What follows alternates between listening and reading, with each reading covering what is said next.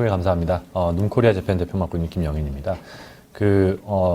간단하게 소개를 좀 드리겠습니다. 저는 연세대학교 의과대학을 졸업을 했고요. 그러니까 어떻게 보면은 조금 특이한 길을 걷고 있습니다. 지금 원래는 제가 미국에서 수련을 받고 싶어가지고 미국 의사고시도 보고 이렇게 준비를 한창 했었는데 시험 다 보고 이제 공보위 마치고 이 회사에 잠깐 한 3개월 자문하고 이제 넘어가려고 하다가 지금 5년째 눌러 앉아서 어떻게 보면은 팔자 없는 지금 사업을 하고 있고요.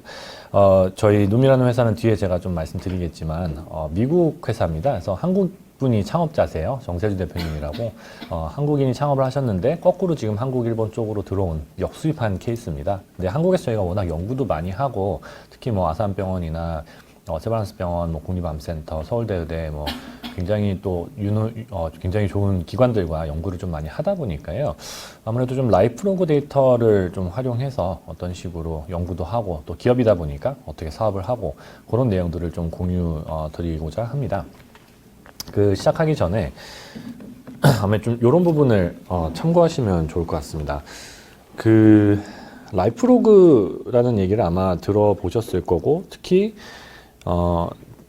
아마 좀 더 서두에 또는 혹시라도 기초과정을 이제 들으신 분께서는 좀 들어보셨겠지만 워낙에 이제 임상 데이터 자체가 뎁스가 있습니다. 굉장히 짧은 시간 안에 많은 양의 데이터들이 모이고 구체적인 건강과 관련된 지표들을 또 굉장히 나름 객관적인 형태로 이제 측정을 하다 보니까 당연히 빅데이터 또는 의료 데이터로서 지금까지 많이 활용이 됐었는데요.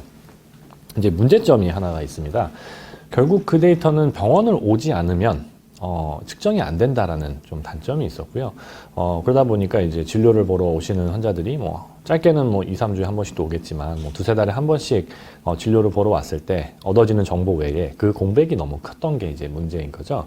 근데 이제 라이프로그라는 개념은 어떻게 보면 이제 모바일 시대가 이제 시작되고 아직 10년도 안 됐죠. 2008년도에 아이폰 출시돼서 보편화된 거는 한 2010년도 초반이라고 볼 수 있을 것 같은데요. 그렇게 누구나 스마트폰을 활용하는 시기가 되다 보니까 그럼 스마트폰을 활용해서 뭔가를 더 모아보자. 그게 어떤 소셜 네트워크일 수도 있고요. 아니면은 그 스마트폰에 연동된 웨어러블 디바이스일 수도 있고요. 그런 식으로 이제 라이프로그를 모을 수 있는 환경이 되다 보니까 그러면 우리가 그 임상 데이터가 모이는 진료 환경 또는 입원 환경 외에 집에서 또는 생활터에서 어떤 데이터들을 모을 수 있겠다. 그 다음에 그 데이터를 어떤 식으로 분석을 해야 이게 의미가 있을 수 있겠다라는 논의들이 좀 시작이 됐습니다. 그래서 이게 굉장히 사실 새로운 분야이고요. 과거에 10년 전, 20년 전에도 무슨 웹을 활용한 PC를 켜가지고 웹사이트에 로그인을 해서 기록을 남기거나 무슨 영상을 보거나 하는 것들은 사실 과거에도 있어 왔지만 지금은 어떻게 보면 스마트폰은 굳이 컴퓨터를 켤 필요도 없이 항상 가지고 다니는 디바이스이기 때문에 그 당시에 웹으로 모으던 데이터보다도 훨씬 더 질이 좋아졌다고 할 수 있겠고요. 특히 이제 데이터가 모이는 방식이 처음부터 다 디지털화된 데이터베이스화된 형태로 모입니다. 그러니까 예를 들면 과거의 의무기록 같은 경우 요즘은 다 이제 전자의무기로 바뀌었지만 옛날 의무기록은 작성하기 좀 귀찮아하시는 좀 교수님들께서는 그냥 손으로 쓰고 스캔해서 PDF로 올리고 이게 뭔가 디지털화가 된 건 맞지만 사실 데이터베이스화가 된 건 전혀 아니기 때문에 사실 데이터로서 가치가 상당히 떨어질 수밖에 없는 상황인데요. 이런 라이프로그 데이터 특히 모바일 플랫폼으로 모이는 데이터는 사실 그러니까 수집되는 단계에서부터 굉장히 좀 가치가 있다고 볼 수 있을 것 같습니다. 데이터베이스화가 돼서 들어오기 때문에요. 다만 이제 이쪽 라이프로그 제가 좀 더 보여드리겠지만 치명적인 단점이 있습니다. 결국 사용자들이 이걸 사용해야 써야 기록을 해줘야 이게 수집이 되는 경우가 많습니다. 물론 이제 웨어러블 디바이스 같은 경우에 좀 수동적으로 모이는 경우도 물론 있지만 그것도 그 디바이스를 차고 있어야 되는 거니까요. 좀 그런 수집 그다음에 미싱 데이터에 대한 문제가 사실 꽤 큽니다. 그래서 그걸 어떤 식으로 라이프로그를 분석할 거고 또 그거를 임상 데이터와 연계해서 볼 것이냐. 또 특히 이제 인공지능 시대가 되면서 특히 이제 머신러닝이나 딥러닝 개념에서는 어떻게 보면 데이터 양이 많아도 그 데이터를 가지고 예측 모델을 만드는 데 있어서 사람이 뭔가 알고리즘이나 어떤 패턴을 인지하지 못하더라도 그런 예측 모델을 만들어낼 수 있는 측면이 있기 때문에 어떻게 보면 그 인공지능 예측 모델 알고리즘을 좀 더 정교하게 만드는데 이런 라이프로그들이 활용될 수 있겠다 보시면 좋을 것 같습니다. 자, 이제 좀 구체적인 사례들 가지고 한번 말씀을 드려볼게요. 일단 라이프 로그를 활용한다라는 개념을 좀 더 와닿으실 만한 제품들로 말씀을 좀 드려보겠습니다. 웰리스라는 개념은 과거에부터 있어 왔습니다. 그래서 어떻게 보면 뭐 이 웰리스 얘기할 때 뭐 WHO에서 말하는 건강의 정의 막 이런 것부터 시작해서 단순히 질병이 없는 상태가 아니라 뭐 정서적으로나 정신적으로나 신체적으로나 뭐 여러 가지 관계적으로 건강한 상태를 정말 건강이라고 정의한다 뭐 이런 개념들이 아마 들어보셨을 것 같습니다. 그러다 보니까 이제 삶의 질, 그다음에 이건 사실 예방보다도 좀 더 전 단계죠. 건강한 분들도 어떻게 내 삶의 좀 질을 높이고 건강한 삶을 잘 영위할 거냐에 대한 개념은 옛날부터 있어 왔습니다. 다만 문제가 하나 있었습니다. 아무도 웰리스에는 돈을 내려고 하지 않는다는 측면이었습니다. 그래서 뭐 예를 들면 미국 같은 경우에는 이제 민간 의료보험이 활성화가 돼 있다 보니까 그럼 민간보험에서 또는 미국 같은 경우에는 이제 직장이 직원들의 어떻게 보면 보험료를 직접 관리하는 경우가 많거든요. 우리나라야 이제 뭐 건보공단에 반반씩 내면 끝이지만 이제 미국 같은 경우에는 예를 들면 뭐 월마트 같은 임직원이 굉장히 많은 회사는 직접 병원을 운영하기도 해요. 그러니까 보험자 역할을 이제 그 고용주가 직접 하는 경우가 많다 보니까 직원들이 미리미리 건강해지면 결국 회사 돈을 아끼는 상황이 직접적으로 됩니다. 그러다 보니까 보험사나 이제 직장 내 건강관리, 요즘 뭐 EAP라는 표현을 쓰는데 그런 형태로 진행이 되다가 이제 최근에 등장한 트렌드가 뭐냐면 개인이 이런 웰리스 서비스에 돈을 직접 쓰기 시작했다는 거죠. 그리고 그 쓰는 플랫폼이 이제 모바일 기반으로 많이 넘어왔다라고 말씀드릴 수 있을 것 같습니다. 국내에서도 활용 가능한 앱인데요. 캄이라는 앱이 있습니다. 뭐 이름에서 좀 유추할 수 있듯이 뭔가 좀 이렇게 평온함을 줄 것 같은 앱이죠. 그래서 실제 이거를 이제 다운 받으시면 여기서 이제 보통 요즘 넷플릭스, 왓챠 뭐 이런 거 하듯이 구독을 하게 됩니다. 구독을 하면 이제 나한테 맞는 명상 컨텐츠를 보내줘요. 그러니까 뭐 예를 들면 ASMR 같은 거 틀어주거나 아니면 아주 좋은 음악 틀어주면서 뭐 필요하면은 보고 이렇게 뭔가 잔잔하게 물이 흐르는 이런 영상들 같은 거 보면서 명상하는 거 도와주는 앱입니다. 이 헤드스페이스라는 회사도 비슷한 역할들을 하고 있고요. 캄은 조금 더 상업화에 좀 가깝다 그래야 되나요? 좀 더 어떻게 보면 일반적인 소비자들의 입맛에 좀 맞춘 형태의 앱이고요. 이 헤드스페이스는 그래도 좀 나름 헬스케어, 그러니까 의료계 쪽하고 좀 많이 콜라보를 많이 합니다. 그래서 좀 실제 명상이 의학적인 효과까지 좀 이어질 수 있는 연결고리를 찾으려고 좀 노력하는 기업이고요. 두 기업 다 뭐 굉장히 투자 많이 받았고 특히 이제 캄 같은 경우에는 이런 모바일 웰리스 분야에서는 또는 모바일 뭐 헬스케어 분야에서는 최초로 이제 유니콘 기업이 됐습니다. 아마 여러분들께서 뭐 이제 어떻게 보면 좀 비즈니스 얘기고 뭐 벤처 투자 영역이다 보니까 좀 생소하실 수도 있는데요. 아마 그런 얘기는 들어보셨을 것 같아요. 뭐 최근 뉴스 중에는 뭐 무신사라는 뭐 이렇게 신발 사고 하는 그런 앱, 그 기업 가치가 1조 넘어서 유니콘 됐다. 뭐 그래서 우리나라에서 열 몇 번째 유니콘이다. 뭐 야놀자가 뭐 유니콘이 됐다. 그다음에 뭐 배달의 민족 같은 경우 뭐 진즉에 유니콘 됐고 5조에 이제 팔렸죠. 그러니까 그런 식의 어떤 기업 가치라는 게 이제 그 기업이 갖고 있는 제품에 어떻게 보면은 영향력을 보여줄 수 있는 하나의 지표인데요. 캄이라는 데 명상 앱 하나로 1조 기업 가치를 얻어낸 겁니다. 물론 이제 미국 시장, 글로벌 시장이 메인이긴 하지만요. 그다음에 저희 회사 같은 경우도 이제 올해 초에 세콰이어 캐피탈이라고 뭐 애플하고 유튜브 에어비앤비, 인스타그램 이런 데 투자했던 굉장히 유명한 벤처 캐피탈이 저희 지금 들어와가지고 빠르게 성장을 좀 하고 있습니다. 그러니까 어떻게 보면 조금 아이러니입니다. 그러니까 환자들은 자기 주머니에서 직접 돈 내는 거 경향을 보이지 않습니다. 그건 우리나라뿐만 아니라 전 세계가 다 마찬가지입니다. 왜냐하면 이미 보험 제도가 있기 때문이고요. 또 돈을 직접 내기에는 비용이 커서인 거죠. 하지만 이제 소비자들 입장에서 직접 좀 와닿을 수 있는 명상이나 또는 뭐 다이어트, 체중 감량 같이 본인이 이제 돈을 직접 내서 이해할 수 있는 서비스들은 모바일이라는 플랫폼을 이제 타고 직접 구매하는 시장 규모가 좀 굉장히 커지게 된 상황이고요. 뭐 실예로 저희 회사 같은 경우도 이제 작년 같은 경우에는 매출이 한 600억 정도 했었는데 올해는 작년보다 한 4배 이상 성장해서 한 2,400억 정도 글로벌 기준이긴 하지만 그렇게 매출이 올랐는데 그거의 대부분이 소비자들이 직접 돈 내서 산 케이스입니다. 그래서 이런 소비자 시장에서의 디지털 헬스케어 제품이 빠르게 성장하고 있다. 라는 걸 한번 주목하실 필요가 있고요. 제가 이걸 왜 이런 말씀을 드리냐면 아마 이런 경험들 해보셨을 거예요. 혹시라도 뭐 정부 과제나 이런 거 좀 관심 있게 보신 분들은 우리나라는 뭐 과제 같은 거 보면 또 은근히 또 빨리 내요. 그런 과제를. 절대 뭐 이게 늦지 않습니다. 아마 유헬스케어로 유헬스케어 전에 뭐 아마 웹 기반의 이헬스케어도 있을 거고요. 유헬스케어 있었고요. 스마트 헬스케어 있었고요. 뭐 그다음에 모바일 헬스케어 뭐 하고 있고 디지털 헬스케어 이런 식으로 IT 기술하고 이 건강 관리를 접목시키자는 아이디어는 뭐 진즉에 나왔었고요. 그다음에 이제 2008년도에 아마 그 건강 관리 서비스법을 뭐 특별법을 제정하려고 하다가 뭐 그게 아주 뭐 의료계 격렬한 반대로 자초되고 뭐 이런 과거가 있었죠. 그러니까 그런 식으로 뭔가 하여튼 빨리 해보려고 하는데 문제는 좀 정부 주도로 뭔가를 너무 많이 하려고 했다라는 측면이죠. 그러다 보니까 정부에서는 R&D 과제를 냅니다. 뭐 예를 들면 뭐 20억짜리, 50억짜리 과제가 나오면 그 과제 계획서 낸 대로 앱을 만들어서 잘 올려가지고 임상 실험하고 효과성 있으면 뭐 잘 과제를 마무리하는 거기까지 딱 되는데 그 다음이 못 넘어가요. 그러니까 제품이 실제 상용화가 안 되는 거죠. 이제 그러다 보니까 그런 측면에서 지금 시장에서 경쟁에서 살아남은 서비스들을 어떻게 보면 모바일 헬스케어나 또는 이런 라이프로그를 수집할 수 있는 어떤 기업으로 좀 활용해야 되지 않냐라는 움직임이 조금 나오고 있습니다. 그래서 최근에는 다행히 이제 정부 쪽에서도 뭐 산업부나 뭐 과기부나 뭐 복지부 다 마찬가지로 시중에서 좀 살아남은 앱들 또는 시중에서 살아남으시는 경쟁력을 갖춘 어떤 이런 서비스들이나 플랫폼을 잘 그 빅데이터 정책에 활용해야겠다라는 생각을 다행히 하고는 있습니다. 다만 이제 그런 사례들이 좀 더 많이 나와줘야 되는 상황이고요. 이제 미국에서도 이런 좋은 사례들이 나오다 보니까 뭐 국내에도 좀 이런 사례들이 좀 늘어나지 않을까 싶고요.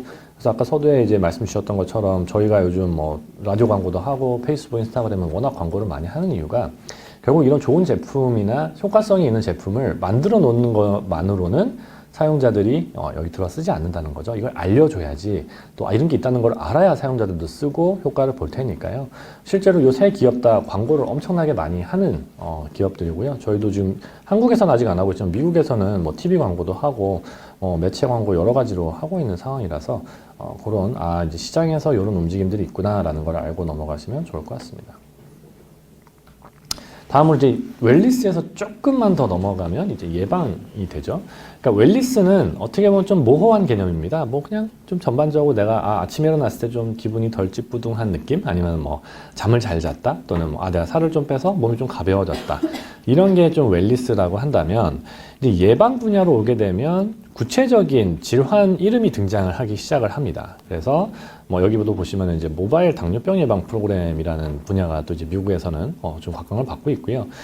아무래도 다른 질환에 비해서 당뇨병이라는 이 질환 자체가 워낙에 그 관리가 어렵고요. 또 이제 당뇨병 보통 일반인들이 상식으로 알고 계시는 게 당뇨병 한 번 걸리면 뭐 평생 약 먹어야 된다.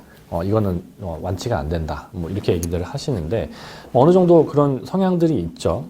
아무래도 이게 뭐 감염성 질환처럼 뭐 항생제를 먹는다고 낫는 질환이 아니기 때문에 평생 관리해야 되는 질환입니다. 실제 당뇨병으로 인해서 발생하는 의료비가 워낙에 높다 보니까 미국 시장에서부터 이제 시작해서 이 모바일로 당뇨병 예방 프로그램을 제공하자는 움직임들이 지금 벌어지고 있고요. 뭐 저희 회사하고 또 오마다라는 회사가 또 있습니다. 이 두 회사가 아무래도 이쪽 분야에서 미국에서는 가장 좀 앞서가고 있습니다. 앞서간다 하면 이제 그 CDC에서 모바일 당뇨병 예방 프로그램을 원래부터 좀 해왔습니다. 그러니까 오프라인 기반으로. 그래서 미국 같은 경우 지금 제일 많이 하는 데가 YMCA가 생각보다 열심히 참여를 하고 있고요. 이제 우리나라 같은 경우는 여러분들 아시겠지만 지역마다 보건소, 보건지소가 굉장히 촘촘하게 잘 배치가 되어 있습니다. 그래서 애지간한 보건지소에는 대부분 의사들이 다 있고요. 그런 상황에서 어떻게 보면은 지역에 있는 지역 기반 보건 정책을 사실은 실천에 옮기기에는 우리나라만한 나라가 사실은 없습니다. 그러니까 미국 같은 경우에는 그런 보건소나 보건지소 개념이 없기 때문에 어떻게 보면은 이제 민간 단체가 뭐 비영리 단체이긴 하겠지만 이런 당뇨병 예방 프로그램을 제공하는 거점 역할을 자원에서 하고 있는 상황이고요. 이제 그냥 아무렇게나 할 수가 없으니까 이제 CDC에서, 그러니까 미국 질병관리본부에서 이 당뇨병 예방 프로그램에 대한 그 인증 제도를 운영을 하고 있습니다. 그 아마 요즘 혹시 디지털 치료제 이런 라는 키워드를 신문에서 보시거나 뭐 매체에서 보신 분들이 있으실 텐데요. 디지털 치료제라는 개념이 어떻게 보면은 요즘 하도 이제 한국에서는 바이오 시장, 신약이 좀 인기가 있다 보니까 모바일이나 이런 디지털 소프트웨어 가지고도 그런 신약 개발 같은 코스를 거칠 수가 있고 그럼 대박이 나는 거 아니냐라고 해서 굉장히 매스컴이 좋아해서 막 기사도 많이 내고 하는데요. 그런 어떤 디지털 신약에 있어서 규제의 주체는 이제 FDA입니다. 그러니까 미국 식품의약처라고 할 수 있겠고, 우리나라도 이제 KFDA가 그 역할을 하고 있죠. 근데 예방 분야가 좀 애매한 게, 예방 분야는 FDA 규제 대상이 아닙니다. 그러니까 실제로 지금 미국에서 모바일 당뇨병 예방 프로그램도 FDA에서 의료기기로서 허가를 받을 필요가 없습니다. 그러다 보니까 그럼 누군가가 이거 규제라기보다는 어떤 퀄리티 컨트롤, 그러니까 질 관리를 해야겠고, 그러다 보니 이제 CDC에서, 이 CDC가 한 언젠가부터 이름을 바꿨습니다. 사실 P가 추가됐어요. 그러니까 Center for Disease Control and Prevention으로 바뀌었습니다. 그러니까 CDC에서 과거에는 이제 만성질환이 아니라 감염성 질환을 주로 많이 담당하다가 전 세계적으로 지금 감염성 질환에 대한 어떤 통제라 그래야 될까요? 이게 좀 그래도 좀 되는 편이다 보니 이제 만성 질환도 CDC에서 관리를 하고 그걸 예방하는 분야에 대해서 지금 강조를 되게 많이 하고 있다 보니까요. CDC 홈페이지 들어가시면 홈페이지에서 강조하는 한 5개의 카테고리 중에 하나가 지금 당뇨병 예방이 들어가 있습니다. 그래서 이게 이미 오프라인으로 진행이 되어 왔었고요. 뭐 사실 조금 더 이 디테일이 있는데 NEJM이라고 뭐 거의 의학에서는 뭐 가장 유명한 저널이죠. 거기에 2001년도에 실린 논문 하나가 사실은 이 당뇨병 예방 프로그램의 어떤 근간이 된 연구가 있었습니다. 원래는 이제 제약사들이 이런 거 많이 하죠. 지금 요즘 문제가 되고 있는 메포민이라는 약인데요. 이게 메포민에서 하여튼 유해 성분이 발견돼서 이걸 어쩌고저쩌고 지금 하는 그 약입니다. 근데 그 약이 일본을 제외한 거의 모든 나라에서는 당뇨병을 치료하는 데 있어서 가장 첫 번째로 사용하는 약제입니다. 여러분들이 이제 제가 제약사에서 메포민을 만드는 회사라고 생각해 볼게요. 이 당뇨병 환자들, 우리 시장을 늘리면 어떻게 될까? 그러니까, 그러면 당뇨병 예방 분야에서부터 우리가 메포민을 쓰게 권장할 수 있는 과학적 근거가 있으면, 그럼 우리의 시장이 지금 몇 배 커지는 거냐? 라는 이런 생각을 가지고, 하여튼, 제약사의 여러 입김과 그 다음에 의도가 다분히 이제 깔려있는 이제 임상 실험을 했습니다. 이게 어떤 세팅이었냐면, 당뇨병이 아직 발병하지 않은 전당뇨라고 하거나 또는 이제 내당능장애 또는 요즘 공복혈당장애, 이제 마지막 표현이 아마 이제 당뇨병협회에서 지금 추천하는 워딩일 텐데요. 그러니까 당뇨병은 아니지만 당뇨병이 발생할 가능성이 매우 높은 위험군을 대상으로 3개의 암으로 이제 시작했습니다. 컨트롤 그룹, 그냥 일반적인 아무것도 안 한 그룹이 있고, 한 그룹은 이제 당연히 메포민을 써서 효과성을 보이고 싶었으니까 메포민을 줬고요. 나머지 하나 그룹을 이제 생활습관 교정을 시켰습니다. 소위 말해서 살 빼고 건강하게 운동시키고 하는 걸 했는데, 이게 RCT를 돌려보니까 결과가 생활습관 교정이 가장 효과적인 걸로 나온 거죠. 제약사 입장에서는 조금 김새는 얘기일 수는 있겠지만, 어떻게 보면은 예방의학 또는 이제 어떤 만성질환 예방이라는 분야에 있어서는 아주 획기적인 결과였습니다. 이게 소위 말해 리스크 리덕션, 위험률 감소가 58%였고요. 그러니까 무슨 말이냐면, 그냥 당뇨병 고위험군, 그러니까 공복 혈당장애 있는 분들을 3년을 그냥 관찰을 했더니 이분들 중에 11%가 당뇨병이 발병을 했어요.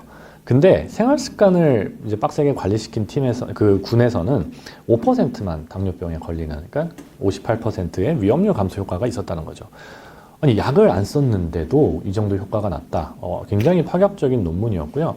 그게 미국뿐만 아니라 북유럽, 중국, 일본, 등지에서도 다 비슷한 결과들이 나오게 되고요. 한국이 참 아이러니하게 이 당뇨병 예방 연구를 최근에 했습니다. 그래서 최근에 해서 병원들에서 모집해가지고 지금 데이터 모으고 있는 걸로 알고 있는데요. 하여튼 글로벌리 체중을 잘 감량하면 당뇨병이 예방되는구나라는 게 좀 밝혀졌습니다. 체중 감량치도 몇 킬로를 빼세요가 아니고요. 체중의 5에서 7% 정도를 감량하는 게 1차적인 목표입니다. 예를 들면 80kg의 성인이면 4kg만 빼도 사실 실제 당뇨병 예방에 효과가 있다는 거죠. 그래서 이거를 연구를 할 때는 그 연구비가 거의 뭐 한 천억 대 연구비를 받아가지고 했던 연구라서 뭐 한 사람당 굉장히 많은 인력들이 붙어서 이제 그 당뇨병 예방 프로그램 운영했는데요. 그게 그 후에 후속 연구들이 많이 이루어졌습니다. 어떻게 보면 이제 미국의 저력인데요. 그런 식으로 효과성 연구를 돈을 엄청나게 들여서 해서 효과성이 있다고 판단이 되면 그 다음에 이제 경제성을 확보하기 위한 좀 더 실천 가능한 레벨로 그 이제 개입의 인터벤션의 수준을 낮추는 연구를 또 후속으로 하게 됩니다. 그래서 이미 2001년도에 나왔고 지금 거의 20년째 계속 후속 연구들이 나오는데 그게 지금 현재 어느 수준까지 됐냐면 의료진 개입이 여기 전혀 없어요. 굉장히 특이하게 의료진 개입이 전혀 없고 지역사회에서 활동하는 영양사나 운동처방사나 심리학 전공자 또 뭐 그 리스트가 있습니다. 그 전공자들이 당뇨병 예방 프로그램 코치 교육을 인증받은 업체에서 받으면 이 당뇨병 예방 프로그램의 라이프스타일 코치로 역할을 할 수가 있습니다.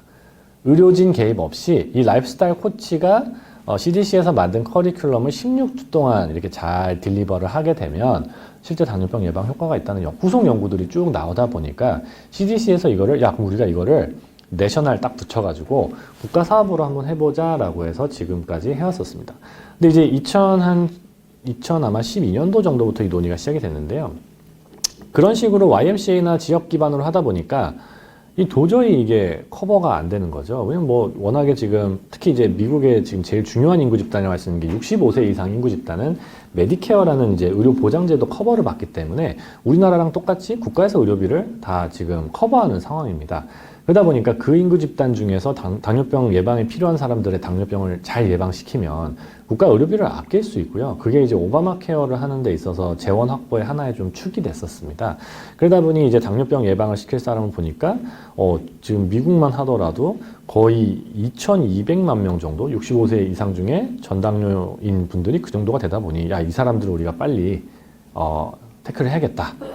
죄송해요. 2,200만 명이 아니고요. 4천만 명이 넘는 사람들이 전당뇨에 있다 보니까 이거를 프로그램 했는데 문제는 오프라인으로 하다 보니까 이게 너무 공수가 많이 드는 거죠. 그러니까 1년에 뭐 한 센터당 많이 와봤자 100명 겨우 오는 수준이다 보니까 뭐 택도 없죠. 뭐 4천만의 절반인 한 2천만을 한다고 해도 그래서 그럼 우리가 직접 방문하지 않고 모바일로 접근할 수 있는 형태를 한번 우리가 인증을 해주자.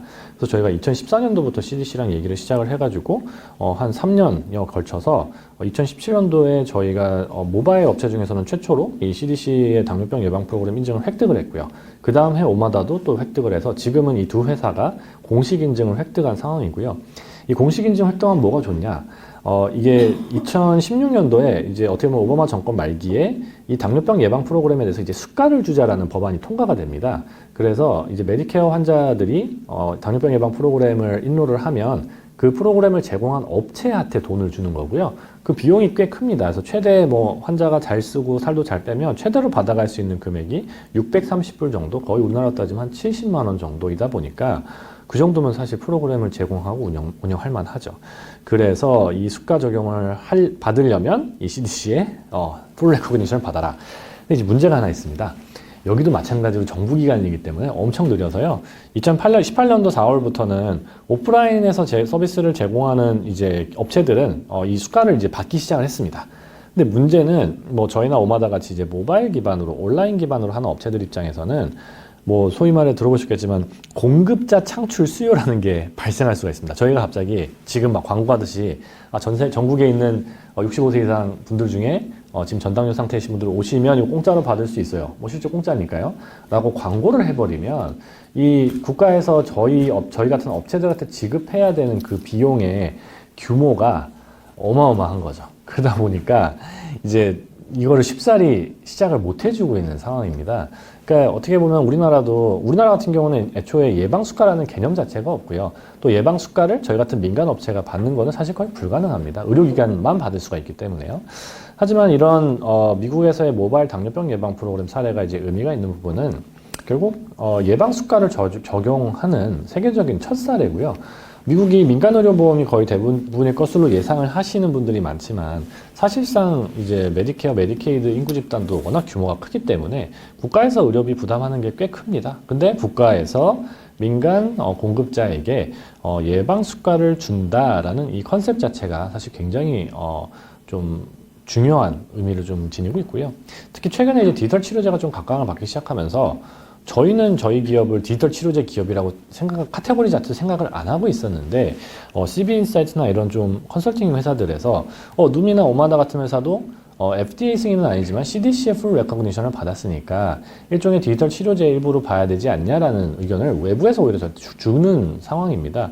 그래서 이제 라이프로그라는 이 데이터를 활용하는 어떤 비즈니스 모델이 웰리스는 소비자를 직접 내는 거지만 예방 분야로 넘어오고 또 만성질환 분야로 넘어가게 된다면 결국 보험자인 정부나 민간 보험회사에서 이 비용을 지불하는 구조가 나오게 된다는 거죠.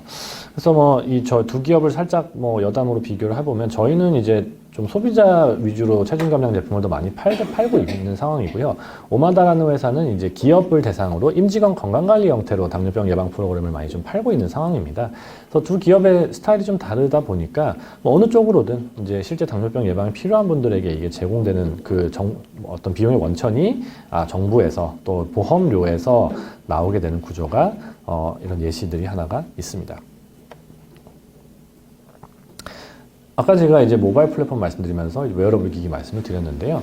모바일 기반의 어떤 서비스가 모바일 앱을 통해서 스마트폰을 써서 하는 것도 있겠지만 그것보다도 더 좀 혁신적인 부분이었던 게 바로 이런 블루투스 기술을 활용한 웨어러블 기기입니다.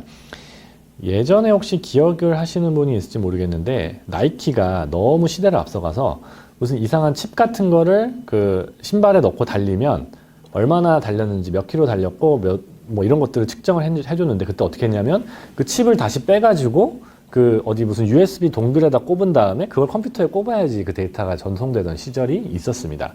근데 이제 스마트폰이 생기면서 이 기기가 굳이 하드웨어적으로 PC나 또는 노트북에 연결될 필요가 없이 블루투스로 스마트폰을 거점으로 이게 활용할 수 있는 시대가 되다 보니까 이런 핏빛 같은 회사들이 굉장히 잘 나갔었죠. 그래서 2015년도만 하더라도 이 핏빛이 상장을 했습니다. 그리고 핏빛 상장하고 나서 이제 쭉 보면 핏빛 지금 주가 차트 같은 거 보시면 그냥 그때가 고점이었고요. 지금 계속 그냥 공모가 이하를 밑돌고 있습니다. 그러다가 최근에 아주 반전이 있었죠. 구글에서 그냥 핏빛 주식을 다 사갔습니다. 그러니까 참 희한하게 그렇게 됐는데요. 이런 식으로 웨어러블 기기가 어떻게 보면은 이 라이프로그를 측정하는 데 있어서 좀 선두적인 역할을 한 것은 맞습니다. 뭐 비즈니스적인 의미에서도 성장도 했고 했지만 문제는 아까 제가 서두에 말씀드린 라이프로그의 좀 문제점, 그러니까 측정을 지속적으로 하는 게 참 어렵다라는 측면에서 하드웨어를 한번 딱 차고 다니다가 또 다시 잘 안 차게 된다라는 좀 단점이 있습니다. 예를 들면 핏빛을 한번 사서 딱 차고 다니다가 이걸 이제 뭐 충전하느라고 충전했다가 하루 잊어버리고 뭐 회사에 왔어요. 근데 막상 살아보니까 별 차이가 없는 거죠. 그러니까 그 후부터 안 차게 되는 그냥 장롱에 처박히는 상황들이 발생을 하게 됩니다. 그러다 보면 당연히 후속 제품도 안 사게 되죠. 그러다 보니까 이 웨어러블 회사들이 조금 어려운 상황이고요. 실제로 뭐 경쟁자라고 할 수 있는 뭐 미스핏, 페블, 조본, 뭐 샤오미 다 있지만 그 중가의 제품들은 대부분 뭐 인수합병이 되거나 또는 싼 값에 그냥 팔린 상황이었고요. 아예 저가로 샤오미처럼 그냥 뭐 여러 개 다 만드는 회사들이 그냥 껴서 만들거나 아니면 뭐 애플이나 삼성처럼 차라리 고급화를 하고 기능을 많이 넣어서 프리미엄 시장을 가져가거나 뭐 그런 식으로 지금 좀 양분화가 되고 있습니다.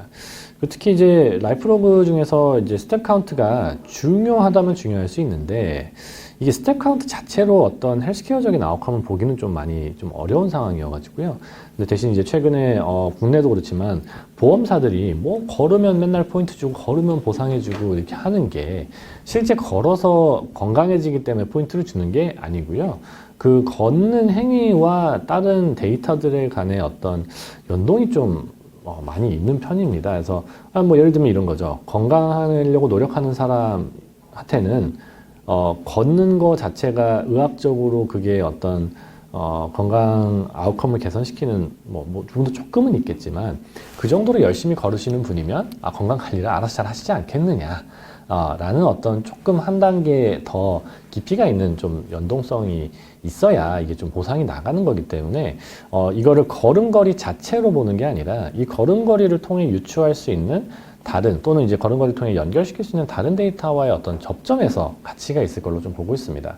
그래서 뭐 보험사 같은 경우에 이제 그런 형태가 되겠지만 어떻게 보면 좀 더 임상적인 현장에서는 이 걸음걸이 데이터가 임상의 어떤 다른 지표들을 예측하는데 이제 어떤 도구로서 또는 어떤 예측 모델을 만드는 데 활용될 수 있는 자료로서의 가치가 있다면 그것도 좀 의미가 있지 않겠나라고 보고 있습니다. 이제 조금 더 만성 질환을 관리하는 형태로 들어가 보겠습니다. 제가 한 2개 정도 사례를 가지고 왔는데요. 마찬가지 당뇨병을 관리하는 프로그램의 선두주자로서는 웰닥이라는 회사가 만든 블루스타라는 제품이 있습니다. 굉장히 오래됐어요. 사실 디지털 헬스케어가 각광받기 전부터 피처폰 있을 때 시절부터 거기다가 이거 제품을 깔아가지고 쓸 정도로 굉장히 오래된 기업이고요. 워낙에 유명한 저널에 당뇨병을 관리하는 데 효과적이라는 것을 입증을 했습니다. 그래서 실제 이 당화혈색소 수치를 효과적으로 낮췄다는 게 이제 RCT를 통해서 이제 증명이 됐고요. 그다음에 여러 가지 투자도 받고 사업제도 하고 있고 또 심지어 FDA 승인도 받아서 보험 수가 코드까지 얻었지만 이게 사업성이 아직 좀 불투명한 상황입니다. 여기서 이제 한 가지 좀 배워가실 점이 라이프로그라는 측면을 연구자나 이제 어떤 의료진의 관점에서 보면 이거는 어떻게 보면 더 많은 데이터를 모을 수 있는 창구로만 보입니다. 근데 이제 중요한 게 뭐냐면 이걸 쓰는 환자의 입장 또는 사용자의 입장에서 이거를 보셔야 되는 게 예를 들면 여러분 보고 누가 와서 예를 들면 비슷한 예가 있겠죠. 여름방학 때 일기 써오라고 그러잖아요. 제가 지금 생각해보면 굉장한 사생활 침해인데 옛날에는 어떻게 보면 너무 당연하게 일기를 다 제출을 했던 것 같은데 아무리 선생님 입장에서는 일기 내용이 보고 싶다고 해도 학생들이 안 쓰면 그만이고 또 보통 어떻게 하냐면 이제 방학 마지막 날에 몰아서 막 거의 소설을 쓰죠. 그러니까 이게 기록을 잘 시키는 게 과연 얼마나 정확하게 기록할 것이냐 또는 이 기록을 잘 할 수 있는 내적 동기가 뭐냐 이런 게 참 매칭하기가 어렵습니다. 근데 지금까지 만들어진 여러 제품들이 워낙에 이제 의료진들이 만들고 그다음에 뭔가 대기업이 만들고 제약사가 만들고 이러다 보니까 데이터를 모으는 거에만 너무 이제 혈안이 돼서 기능적인 구현을 해놨다 보니 사용자 입장에서는 내가 기록해서 나한테 무슨 도움이 돼? 라는 가치를 얻기가 어려운 측면이 있는 거죠. 그래서 어떻게 보면 이 제품도 제품 자체가 나쁘다는 건 아니에요. 굉장히 잘 만든 제품이 알고리즘에 굉장히 잘 돼 있는데 문제는 사용자들이 안 써버리면 그만이더라는 거죠. 그래서 제가 이제 이거랑 좀 대비되는 사례를 하나 더 갖고 왔는데 마찬가지입니다. 당뇨병 관리하는 앱인데 마이슈가라는 앱이 있고요. 이게 제가 알기로는 유럽에 있는 어떤 스타트업에서 만든 회사인데 이 회사는 이제 혈당 측정 기기를 만드는 로슈 진단, 그러니까 로슈도 항암제도 만들고 워낙 큰 회사라서 그 중에 이제 당뇨병 기기를 만드는 당뇨병을 관리하기 위한 혈당 측정 기기를 만드는 사업부하고 사업을 좀 해봤더니 이거를 했더니 확실히 사람들이 혈당을 더 잘 측정하더라. 라는 거를 이제 데이터로 보여주고, 그러면 우리가, 야, 너네 투자했는데, 우리가 그냥 인수합병 해야겠다라고 해서 이 회사를 샀습니다. 어떻게 보면 이 회사를 만든, 창업자 입장에서는 소위 말해 엑싯, 마치 김봉진 대표님이 배민을 이제 잘 팔았던 것처럼, 로슈에 잘 회사를 팔았고, 또 마치 김봉진 대표님이 지금 그래서 아시아 쪽 사업 총괄 한다는 것처럼 이 팀이 고스란히 로슈에 들어가서 이 제품 계속 잘 만들고 있습니다. 그래서 지금 여러 나라에 런칭하려고 하고 있고요. 대신 이 제품은 예를 들면 임상적 효과성을 논문을 써서 입증하고 그런 거 별로 없습니다. 대신에 지금 이 제약사 또는 의료기기 회사가 좀 가려워하는 부분을 굉장히 잘 효과적으로 긁어줬고 그거 덕분에 잘 엑싯을 한 거죠. 뭐냐면 여기 보시면 아까랑 딱 UX가 차이가 나죠? 그러니까 아까는 뭔가를 꼼꼼하게 적어야 될 것 같은 노트 같이 생겼다면 요거는 왠지 저 앞에 있는 설탕 괴물을 좀 이렇게 잘 관리를 해주고 싶은 느낌이 들게 구성이 되어 있고요. 실제 굉장히 사용자들의 경험을 중요하게 생각해서 제품을 만드는 걸로 알려져 있습니다. 여담이지만 제가 지금 일본 오피스를 또 운영하고 있다 보니까 일본 쪽에서 이쪽 회사랑 어떻게 만나가지고 거기 얘기를 좀 들어봤어요. 내부 얘기 들어봤는데 왜 일본에서 아직 런칭을 안 했냐 그랬더니 이 지금 마이슈가 팀이 그 고객 인터뷰하고 그 사용성에 너무 목숨을 걸고 있어서 아무리 자기네를 산 회사가 푸시를 해도 절대 그 타협을 안 한다는 거예요. 진짜 곤조 있는 회사인 거죠. 그래서 진짜 참 좋은 회사구나라고 또 느꼈는데, 그러니까 그 정도로 사용자들이 어떻게 하면 조금이라도 혈당 측정을 더 자주 하고 그게 사용자들에게 의미를 부여할 수 있겠느냐를 고민하면서 제품을 만들다 보니까 아까 보셨던 블루스타라는 제품하고의 좀 차별점이 있다 볼 수가 있겠습니다. 제가 아래 보면 요슈의 매출 증가는 이렇게 써놨는데, 어떻게 보면 제약회사나 또는 당뇨병을 관리하는 혈당 측정 기기를 만든 회사 입장에서는 조금이라도 약을 오래 드시고, 그러니까 소위 말해서 이제 메디케이션 어드리언스라는 표현을 쓰죠. 복약 순응도를 높이고, 또 혈당 측정기 같은 경우에는 이제 측정할 때마다 스트립을 한 번 일회용이기 때문에 측정을 많이 하면 스트립을 더 많이 쓰면 당연히 회사 매출이 올라가죠. 그러니까 어떻게 보면 조금 매정해 보일 수도 있지만 임상적인 효과성과 더불어서 그게 어떻게 실제 이 돈을 내는 주체의 비즈니스를 도와줄 거냐라는 측면을 같이 입증하는 게 되게 중요합니다. 그래서 아까 앞에서 보여드렸던 웰닥은 요즘 디지털 치료제가 좀 글로벌 시장에서 각광받기 시작하면서 다시 좀 그래도 살아날 기미가 좀 보이고는 있지만, 여전히 아무리 그 수가를 받을 수 있는 모든 그 단계를 거쳐서 소위 말해 신약 개발로 따지면 1상, 2상, 3상 거치고 이제 FDA 승인까지 받았다고 하더라도 의사들이 처방을 안 해주면 매출이 안 나는 것처럼, 근데 이제 신약은 보통 새로운 약이 나오고 효과성이 입증되면 처방이 되죠.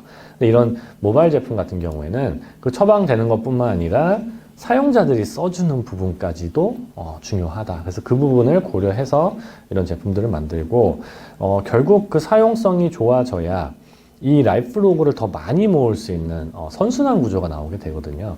그래서 그런 부분들을 이해하시는 게 굉장히 중요할 것 같습니다. 그래서 어떻게 보면 라이프로그나 모바일 디지털 헬스케어에 대한 굉장히 장밋빛 미래를 얘기하기는 되게 쉬워요. 개념상으로. 제일 이제 혼돈을 일으키는 그 장표가 IBM에서 만든 그 장표였던 것 같은데, 그 임상에서 모이는 데이터가 몇 바이트라면 이런 라이프로그는 4테라바이트다 이런 얘기 해서, 물론 생성되는 데이터는 그렇죠. 근데 그 중에 우리가 얼마나 의미 있는 데이터들을 데이터베이스로 잘 수집할 수 있을 거냐는 또 다른 문제고요. 거기에 이제 사용성, 그 다음에 사용자들이 얼마나 이걸 통해 가치를 느끼느냐라는 부분들이 굉장히 중요할 수 있습니다.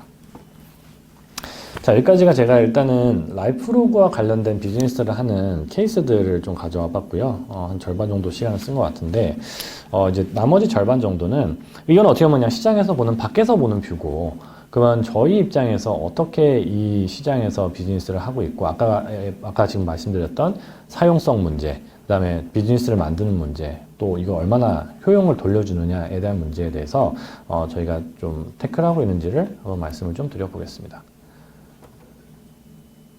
네, 저희는 지금 모바일 기반 제품이고요. 회사는 첫 제품을 2008년도에 출시를 했고, 회사 자체는 한 2005년도부터 시작을 해서 벌써 지금 10몇 년이 넘은 기업입니다. 근데 모바일 제품 하나만 지금 주구장창 해오고 있고요. 지금 가장 많이 판매하는 제품은 체중 감량 제품입니다. 그래서 실제 살을 빼는데 도움을 주는 제품을 판매를 하고 있고요. 한 5가지 정도 컴포넌트로 구성이 되어 있습니다. 첫 번째는 이제 인지행동 치료 기반의 실시간 행동변화 프로그램이고요. 저희가 단순히 그냥 교육 자료들을 배치해서 주는 것보다도 사용자들이 좀 구체적으로 실천하고 그 실천하는 과정을 통해서 인지 구조를 좀 바꿀 수 있는 형태의 프로그램을 좀 만들었습니다. 이게 저희가 갑자기 무슨 없던 거를 새로 발명한 게 아니고요. 인지행동 치료는 워낙에 이제 특정 정신과 질환이나 또는 이제 약물 중독 치료에서 좀 사용하는 기법이고요. 여기 나온 내용처럼 인지 구조를 뇌에다가 잘 형성을 시켜줘가지고 행동을 바꾼다는 어떤 치료 방법입니다. 좀 더 쉽게 말씀드리면, 식사 기록을 하는 게 실제 체중 감량에 효과적이라는 거는 예전부터 알려져 왔던 내용이고요. 그게 왜 효과적이냐라고 하면 이런 얘기죠. 나는 물만 먹어도 살찐다 라고 얘기하시는 분들이 있는데, 그분들은 이제 본인들이 물만 먹는다고 생각하지만 실제로 먹는 거를 기록해 보면 하루 권장 칼로리보다 훨씬 더 많이 먹고 있기 때문에 살이 찌는 게 너무 당연한 거죠. 예, 뭐 아주 특정 어떤 의학적인 질환, 뭐 좀 그런 진짜 물만 먹어도 살찌는 그런 질환들이 있지만, 대부분의 경우에는 그 본인들이 얼마나 먹는지를 인지를 못하죠. 그러니까 그거를 인지시켜주고, 그거에 따라서 조금 덜 먹게 했을 때 또 칼로리가 줄어들고 체중이 감량하는 그걸 보여주는 사이클을 계속 만들어주다 보면 이제 어떻게 보면 사용자 스스로가 어느 정도 그 행동을 좀 점진적으로 바꿔갈 수 있는 어떤 사이클이 나오게 됩니다. 그런 부분들을 이제 체중 감량이라는 분야, 또 당뇨병 예방이라는 분야에 좀 넣어놨고요.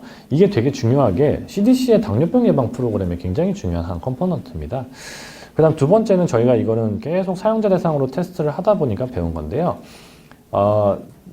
데이터, 그러니까 제공하는 내용이 너무 많아도 안 되고요. 너무 적어도 안 되고요. 그걸 한꺼번에 다 때려 넣어도 안 되고요. 또 너무 분할해도 안 됩니다. 그래서 적절하게 모듈화를 시켜서 사용자들이 하나씩 눌러보고 그거에 관련된 미션을 해결하고 하는 모듈화된 미션 기반의 커리큘럼을 저희가 또 제작을 해서 지금은 이제 저희가 좀 이따 말씀드릴 이제 휴먼 코칭, 실제 사람이 개입돼서 사용자들하고 소통을 하다 보니까 그 소통을 강화하는 형태로 지금 커리큘럼을 좀 구성을 해놨습니다. 그다음 뭐 당연히 이제 아까 말씀드린 것처럼 이제 인지 구조를 만들려면 식사나 운동을 기록을 해봐야지, 또 체중을 기록해봐야지 거기서 인지 구조가 이제 시작이 되기 때문에 막 사진 찍어서 식사 기록하고 이런 걸 일부러 저희가 개발을 안 합니다. 왜냐하면 사진을 찍으면 내가 이 음식이 뭐고 그게 얼마나 분량이 되는지를 스스로가 계산을 해보는 과정이 진짜 중요하거든요. 근데 그걸 안 하고 그냥 자동을 해버리니까 실제 행동 변화로 연결되지를 않는 것으로 좀 판단을 해서 일부러 기록을 계속 남겨두고 있고요. 기록만 하려면 좀 재미가 없잖아요. 그러다 보니까 뭐 같은 처지에 있는 사람들끼리 같이 얘기도 하고, 또 나 운동한 거, 아니 뭐 운동한 거 페이스북에 자랑해봐야 아무도 좋아요 안 눌러주니까, 맛있는 거 먹으러 갔을 때 올려야 좋아요 눌러주니까, 이런 것들 공유하고 서로 지지해 줄 수 있는 이제 그룹 기능, 그 다음에 이제 미션 기반 커리큘럼 말씀드렸는데, 어떻게 보면은 매일매일 그런 또 어떤 주 단위로, 정확히 말하면 이제 주 단위로 행동을 변화시킬 수 있는 어떤 작은 미션들을 세팅하는 과정에서 실제 사람 코치랑 이거를 진행을 합니다. 그래서 영양사, 운동 처방사, 아까 그 저희가 CDC 당뇨병 예방 프로그램 하다가 좀 많이 배운 건데요. 그런 분들을 이제 저희가 교육을 시키고, 이분들이 매주 내가 할 목표를 이제 같이 좀 설정하는, 그래서 좀 물고기를 잡아주는 게 아니라 물고기 잡는 법을 알려드리는 형태로 서비스를 구성해서 가고 있습니다. 그래서 이제 저희도 회사가 좀 많이 한동안은 좀 어려웠어요. 그래서 뭐 여기서부터 한 여기까지, 지금 이 화살표가 아마 여러분들 예상하시는 것처럼 그겁니다. 그 회사 매출입니다. 근데 회사 매출이 2008년도부터 해서 거의 2016년도까지 거의 그대로였어요. 보통 회사 매출이 이러면 이제 회사 문 닫아야 됩니다. 근데 다행히 재작년부터 매출이 좀 올랐고, 요때 또 좀 올랐고, 요게 제가 아까 말씀드린 한 600억 정도, 근데 올해는 이제 한 2,400억 정도, 이렇게 좀 매출이 많이 늘어나고 있는 상황인데요. 이렇게 매출이 쭉 늘어나는 그 과정에서 어떻게 보면 그 휴먼 코칭이라는 컴포넌트, 그 다음에 어떻게 사용자들에게 저희 서비스를 알릴 것이냐는 마케팅적인 관점, 그 다음에 그럼 거꾸로 말해서 많은 사용자들을 커버할 수 있는 뭐 휴먼 코치들을 운영하는 여러 가지 노하우, 이런 것들이 쌓이면서 지금 비즈니스가 좀 폭발적으로 성장을 하게 됐습니다. 물론 그 과정 중에 제가 많은 시도를 했습니다. 뭐 한국, 일본은 이제 그때 2013년도에 글로벌 시장으로 확대하면 좀 매출이 늘어나지 않을까 해서 진출했던 거였고요. 이때부터 좀 휴먼 코칭 R&D를 시작을 했고, 보험사나 뭐 CDC하고 같이 뭐 연구도 하고, 그래서 이제 출판도 하고, 이런 과정들을 좀 거쳤습니다. 그래서 지금까지 이렇게 성장을 해왔었고요. 결국 저희가 해결하고자 했던 문제는 하나입니다. 어떻게 사용자가 오랫동안 제품을 쓰게 할 것이냐가 이제 어떻게 보면 지금 회사를 처음 만들었을 때부터 지금까지 계속 한 가지의 목표였고요. 여러분들께서 혹시 건강관리 서비스를 해보시거나 좀 써보신 분들은 뭐 느끼실지 모르겠지만, 이게 진짜 재미가 없습니다. 아마 건강관리라는 게 마치 게임하거나 무슨 맛있는 치킨 먹는 것처럼 재밌거나 되게 우리에게 자극을 주는 행동이었다면 아무도 당뇨, 고혈압 당뇨 안 걸리겠죠. 근데 그게 어려우니까 이 만성질환이 문제가 되는 건데, 이게 그냥 모바일이라는 플랫폼을 붙였다고 해서 이게 무조건 해결되지 않습니다. 그러니까 왜냐면 지금 이게 한 가지 조금 문제가 뭐냐면, 이제 모바일이 대세고 요즘 누가 뭐 인터넷 뱅킹을 누가 PC에서 합니까? 다 그냥 모바일로 하고, 쇼핑도 다 모바일에서 하는 세대니까, 야 이거 헬스케어도 모바일로 붙이면 잘 되지 않을까? 이거 환자들이 오라고 그러면 안 오는데 모바일 앱으로 관리시키면 잘 되지 않을까? 라고 생각하면 뭐 물론 그럴 수는 있겠지만 실제 이걸 해봤을 때 그렇지 않은 거죠. 왜냐하면 모바일 플랫폼은 너무 경쟁이 많습니다. 그래서 뭐 그냥 여러분들 느끼시지만 인스타, 페이스북, 뭐 네이버도 봐야 되고 웹툰도 봐야 되고 뭐 넷플릭스도 봐야 되고 근데 그거를 다 한 화면에서 해야 됩니다. 그러니까 건강관리 앱을 딱 켰다가 카톡 메시지 오면 카톡 메시지 보러 갔다가 다시 건강관리 앱 안 들어오는 거죠. 그러니까 로그인까지는 하는데 그 다음부터 안 쓰는 경우 진짜 많습니다. 그래서 그렇게 중독성이 높은 서비스들이랑 경쟁을 하려고 보니까 이게 너무 어려운 거죠. 그래서 저희는 그러면 이런 척박한 환경에 있어서 어떻게 사용자가 오랫동안 제품을 쓰게 할 것인가를 하나의 이제 문제로 삼고 그 문제만 그냥 주구장창 해결하려고 노력을 해보자라는 어떤 취지를 가지고 지금까지 사업을 좀 해왔습니다. 그래서 저희가 좀 이제 그 과정에서 배운 게 있습니다. 제가 3가지 정도로 요약해서 말씀드리려고 하는데요. 첫 번째는 이제 고객 중심의 제품 개발입니다. 그 앞선 사례에서 제가 블루스타하고 마이슈가를 좀 비교해서 말씀드렸을 때 결국 두 회사의 어떤 차이가 사용자 중심이었냐 또는 의료진이나 공급자 중심이었냐에서 그 성과가 좀 판가름이 났다고 저는 보고 있고요. 그런 의미에서 저희는 굉장히 사용자들을 저희 제품의 어떤 그 주체로서 잘 어떻게 보면은 경청하고 있습니다. 그래서 저희가 주기적으로 뭐 거의 회사 창업한 이후로 한 번도 쉰 적이 없어요. 계속 사용자들 저희 회사로 초청하거나 요즘은 이제 회사로 초청하기엔 좀 미국은 워낙 땅덩이 넓어서 좀 머니까 뭐 영상 통화 같은 거 해서 앱 쓰는 거 좀 보여달라고 하고 불편한 게 뭐가 있는지 물어보고 인터뷰를 하고 또 특히 뭐 저희도 제품을 이제 판매하는 과정에서 서비스를 이용하는 과정에서 어떤 어려움들은 있었는지 어떤 게 좋았는지 이런 인터뷰를 뭐 계속 합니다. 지금까지 한 번도 쉰 적이 없고요. 그 인터뷰를 하면서 발견되는 가설들이 있습니다. 예를 들면 이거 뭐 식사 기록하는데 나 이거 뭐 식사 기록하고 나서 뭐 종료 버튼이 어딘지 모르겠다. 뭐 이런 얘기 하시는 분들이 있어요. 그러면 종료 버튼을 좀 더 눈에 띄기 쉽게 만들면 이 사람들이 식사 기록을 더 편하게 할 수 있지 않을까? 그럼 이제 그 목표를 설정합니다. 식사 기록 속도를 뭐 지금 몇 초인데 몇 초로 줄여보자. 목표를 가지고 그 목표를 달성하기 위한 가설로서 그럼 종료 버튼의 색깔을 바꿔보자. 뭐 이런 식의 가설을 세웁니다. 그럼 실제 그거를 이제 어떤 A/B 테스트로 제작을 하고요. 마치 이제 임상에서 임상 실험을 해가지고 두 약물의 효과성을 또는 뭐 플라시보와 어떤 약물의 효과성을 비교하듯이 모바일 제품을 2가지 버전으로 런칭을 합니다. 그러면 한쪽 사용자군에서는 어땠고 또 반대쪽 사용자군에서는 어땠는지를 비교해서 좀 더 사용을 더 오래 한 그룹 또는 뭐 식사 기록하는 시간이 단축됐다 뭐 이런 지표를 달성하는 그룹을 이제 발견하게 되면 그 제품의 기능을 전체 제품에다가 이제 소위 말해 베이스라인을 하게 됩니다. 그래서 이 사이클이 굉장히 중요한데요. 고객 인터뷰를 통해서 또는 요즘은 이제 저희가 하도 사용자가 많아서 고객들이 보여주는 데이터의 패턴을 가지고 가설을 뽑아내고요. 그다음에 그 가설을 실제 A/B 테스트를 통해서 운영을 하고요. 근데 그 A/B 테스트를 굉장히 빠른 속도로 합니다. 보통 이제 일주일에 하나씩 거의 하거든요. 그럼 1년이면 뭐 거의 50몇 개의 실험을 하고 그럼 그만큼 제품을 좀 더 사용성이 높게 개선할 수 있는 가능성이 있다라는 거죠. 그럼 저희가 여러 가지 실험들을 했었는데 그 중에 예시 하나를 좀 보여드리겠습니다. 하이파이브라는 기능을 한번 런칭해봤는데요. 이게 뭐냐면 저희 코치랑 사용자들이 이제 뭐 매주 목표 설정한다고 이제 대화를 하는데 그 주 중간에 그냥 어떤 사용자가 한 행동에 대해서 랜덤하게 코치가 메시지를 보내는 거예요. 근데 여기서 핵심은 뭐냐면 코치가 직접 메시지를 쓰지 않고요. 그냥 그 프로그램에서 자동으로 메시지를 써서 보냅니다.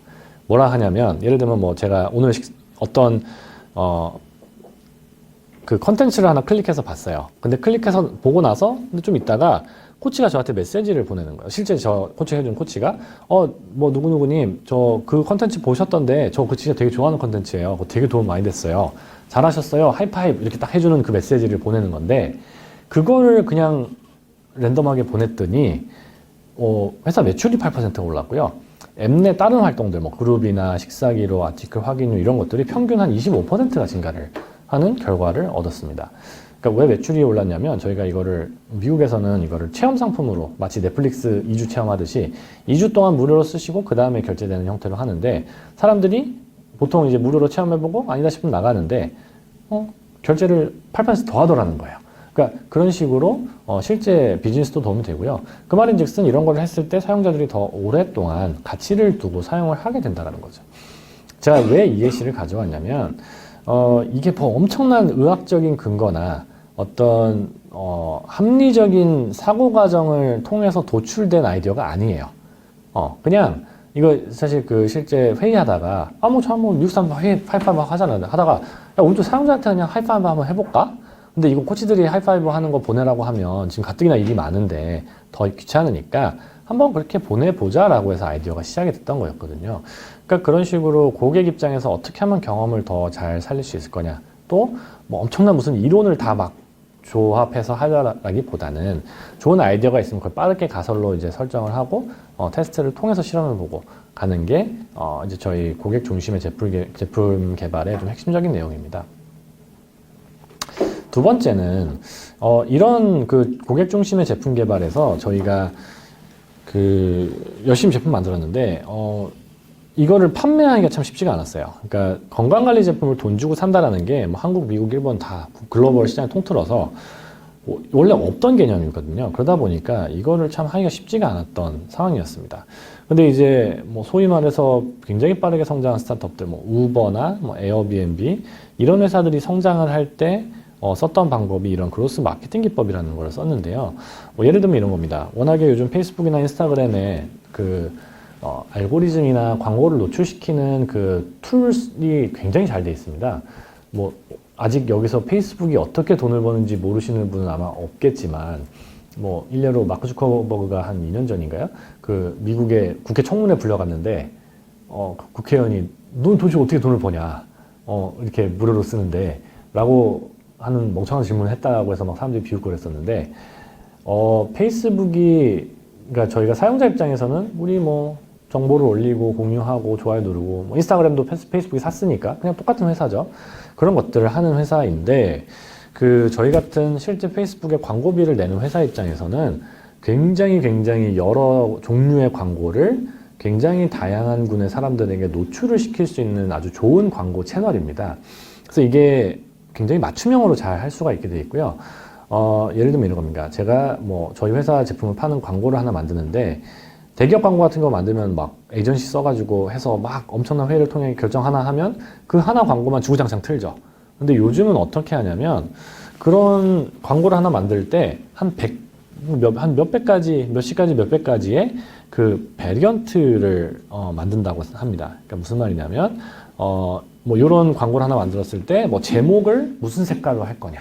그래서 똑같은 이미지인데 제목만 색깔을 바꿔본다든지 또는 뭐 제목의 위치를 또는 요즘 글씨 위치를 영상이 막 틀어지는데 가운데 둘 거냐 아래쪽에 둘 거냐 아니면 뭐 위에 둘 거냐 이런 다양한 종류의 변화들을 그냥 막 랜덤하게 만듭니다. 그 다음에 그냥 쭉 광고를 돌려요.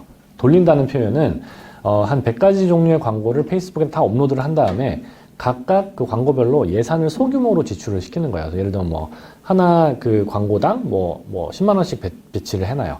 그러면 그 10만 원을 이제 어떤 식으로 내면 사용자가 그 광고를 클릭하면 저희가 페북한테 뭐 몇백 원씩 줍니다. 몇십 원씩 줄 수도 있고 그럼 그게 이제 한 10만 원, 20만 원 계속 더 광고비를 많이 쓰는 광고가 분명히 있을 거잖아요. 그럼 이거는 사용자들이 무슨 이유인지 모르겠는데 많이 누른다는 거예요. 그러면 그 누른 광고에다가 광고비를 이제 집중시키는 겁니다. 그래서 그럼 이 광고의 한도가 원래 10만 원으로 설정됐던 거를 뭐 100만 원, 1000만 원으로 올려가지고 그 광고를 통해 이제 유입되는 사용자를 더 늘리는 방식으로 하게 됩니다. 그래서 그냥 랜덤하게 막 TV 같은 데서 불특정 다수를 대상으로 광고를 하는 게 아니라 우리가 명확한 의도를 가지고 우리 제품을 더 살 것 같은 사람들을 대상으로 또 그 사람들을 대상으로도 다양한 광고를 실험을 하는 걸 통해서 그 도달 효율을 높이는 거예요. 그게 이제 한 2016년도쯤에 이제 그런 식으로 우버하고 에어비앤비가 이제 좀 좋은 성과를 얻게 되고 요즘은 이제 워낙에 보편화돼서요.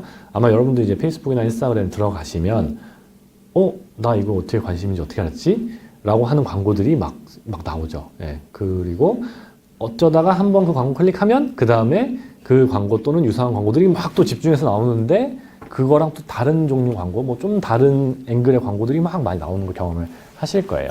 그래서 그런 어떤 부분에서 저희가 이제 사용자들, 특히 체중 감량이라는 거는 살 뺄 의지가 없는 사람들한테 그냥 막 뿌린다고 제품 사지 않습니다. 그러니까 살을 빼고 싶어 하시는 분들, 뺄 필요가 있는 분들한테 노출을 시키는 과정에서 굉장히 저희가 득을 많이 봤고요. 근데 제가 말씀드리고 싶은 건 그 어떤 마케팅 기법을 써서 뭐 잘 팔았다 이 얘기가 아니고요. 그 과정에서 습득하는 이 그로스 마케팅의 뭐 기법 또는 마인드셋입니다. 앞서 제가 그 A/B 테스트를 한다고 얘기를 말씀드렸는데 그거의 어떤 좀 확장판이고요. 아마 여기서 좀 그래도 대부분 여러분들께서 임상 실험이 뭔지는 아마 경험을 직간접적으로 많이 해보셨을 텐데 이게 제가 아까 저기 배경이 의학 쪽에 있었다고 말씀드렸잖아요. 의사 입장에서 보기에는 그냥 아주 뭐 대규모의 인구 집단을 대상으로 RCT를 빠른 속도로 돌리는 거랑 그냥 개념이 똑같아요. 뭐 가설들을 일단 설정을 해요. 근데 이 가설을 설정할 때 이 가설이 어떠한 영향력을 미칠 거냐, 또 비슷한 실험을 해본 것 중에 성공한 게 얼마나 정도 되냐, 또 이거 실험 실제 구축하는데 얼마나 어렵냐 이런 것들을 평가를 해가지고 가설을 뭐 그냥 쭉 올려놓습니다. 그리고 그거를 점수를 각각 매겨요. 그 다음에 점수 합산이 제일 높은 것부터 그냥 하나씩 실험을 돌리는 거예요. 이제 의학 연구는 어떻게 보면 선행 연구나 아니면은 이제 실제 어떤 질환을 치료하는 데 필요한 어떤 메커니즘을 기반으로 합리적인 가설을 이제 도출을 하고 그 도출한 하나의 이제 가설을 가지고 꽤 긴 시간을 또 이제 여러 가지 이건 또 사람을 대상으로 한 연구다 보니까 뭐 윤리적인 이슈, 그래서 IRB 통과도 해야 되고 또 랜더마이즈도 굉장히 엄밀하게 해야 되고 하지만 이건 어떻게 보면 좀 이제 제품을 개선하거나 마케팅 이제 효율을 높이기 위한 실험이기 때문에 그런 것도 좀 많이 간소화가 돼 있습니다. 그래서 오히려 많은 가설을 생성하고 성공 가능성이 높은 가설들을 잘 추려내고 그걸 빠른 속도로 실험을 돌리고 결과를 분석하는 게 굉장히 중요합니다. 그래서 요즘 그 데이터 분석가들이 몸값이 높아지는 이유 중에 하나가 이런 어떤 실험 기반의 의사결정 또 실험 기반의 제품 개선을 많은 회사들이 하고 있기 때문인 건데요. 그래서 그런 식으로 설정된 가설 첫 번째 단계에서 요거를 가설들이 있으면 그 가설을 가져오고요. 또 재밌는 거 하나 여기 이제 하나 팁으로 말씀드리는 게 보통 우리나라는 이제 그래도 역시 주임 교수님이 생각하신 가설 아니면 뭐 저기 어디 회사에 저기 회장님이 이 아이디어 꼭 테스트해보라고 했으면 그러면 그거 그냥부터 해야 돼요.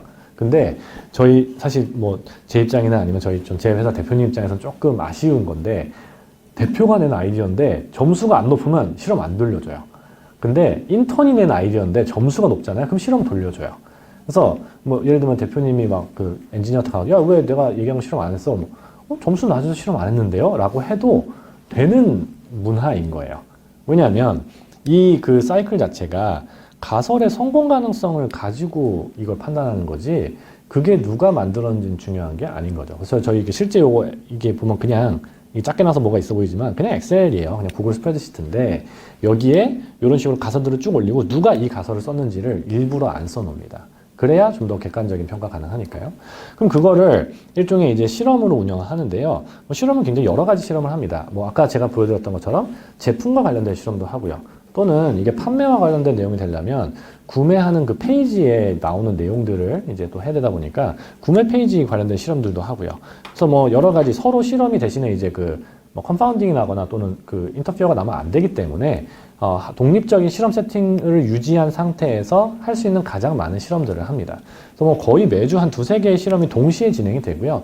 이게 미국 같은 경우는 저희가 지금 사용자가 들어오는 속도가 굉장히 빠르다 보니까 한 일주일 정도 하면 뭐 5,000명 비교하는 실험이 그냥 일주일 만에 끝나요.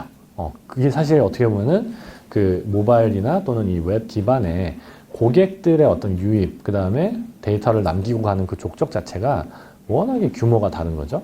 그래서 그런 거를 또 더 잘할 수 있는 거를 샌드박스라는 거를 만들어서 이제 운영을 합니다. 혹시 뭐 규제 샌드박스 내용 들어보셨는지 모르겠지만 샌드박스라는 게 뭐냐면 애들 뭐 우리나라엔 잘 없어요. 근데 뭐 예를 들면 막 토이스토리 같은 이런 약간 좀 미국 그런 뭐 애니메이션 같은 거 보면 놀이터가 있는데 놀이터가 다 흙밭이 아니고요. 나머지는 다 우레탄이나 뭐 실리콘 같은 거 돼 있고 특정 네모나게 이게 딱 모래가 들어가 있는 상자, 그러니까 박스가 있어요. 그걸 샌드박스라고 하거든요.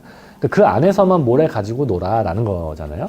그것처럼 이 실험을 굉장히 빨리 돌릴 수 있는 일종의 세팅이 되어 있는 겁니다.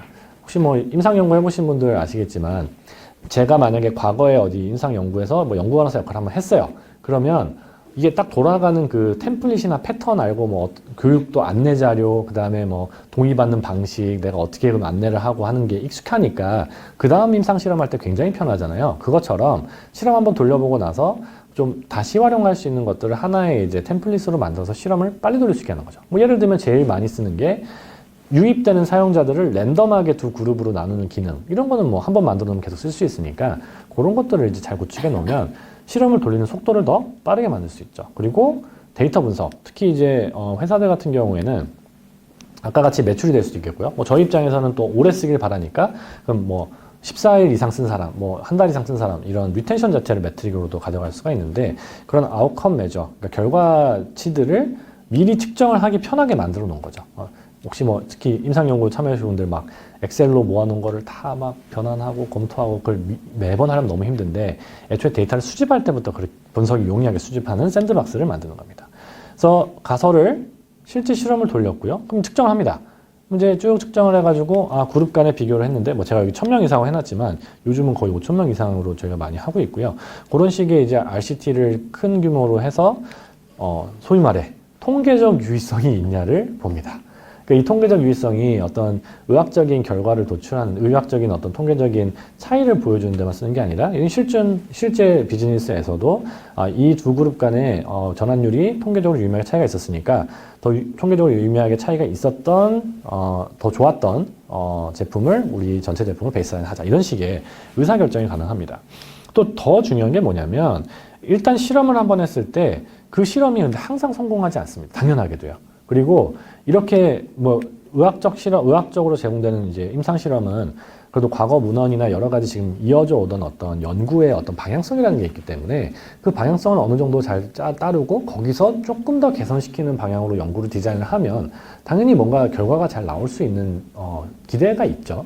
근데 이거는 저희는 정말 말 그대로 다양한 아이들을 랜덤하게 배치하고 그거를 아주 빠른 속도로 테스트하기 때문에 실험 중에 거의 한 10개 실험하면 한두 개 성공하는 수준입니다. 그러니까 실험의 횟수를 늘리는 이유가 실험의 횟수를 늘려야 성공하는 실험들이 많아지고 그 성공하는 실험들의 그 결과치들이 이렇게 자꾸 누적이 돼서 이렇게 리니어한 커브가 아니라 이제 J 커브를 그리게 되는 또 exponential growth라고 하죠. 그런 어떤 지수함수 형태의 그 모양이 나오게 되는 거죠. 그러다 보니까 실험을 했을 때 실패하는 경우 굉장히 많습니다. 근데 그때 실패한 거를 그냥 실패했다 하고 버리는 게 아니라 왜 실패했을까를 굉장히 면밀하게 들여다봅니다.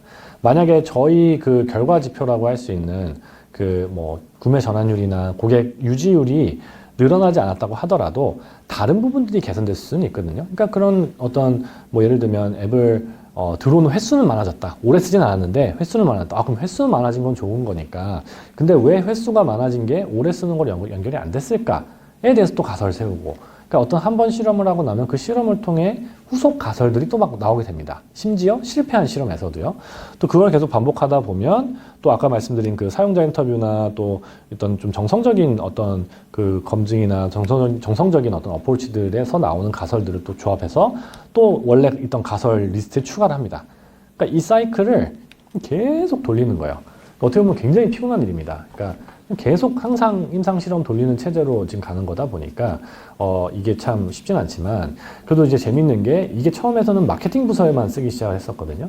근데 그게 당연히 이제 제품 부서에서도 제품 개선시키는데 이 방법론을 쓰고 최근에 저희 이제 코칭 부서에서도 코칭 서비스 자체 프로토콜 이런 것들을 개선하는데도 똑같은 방법론을 적용해서 쓰고 있는데요. 굉장히 사실 효과가 좋습니다.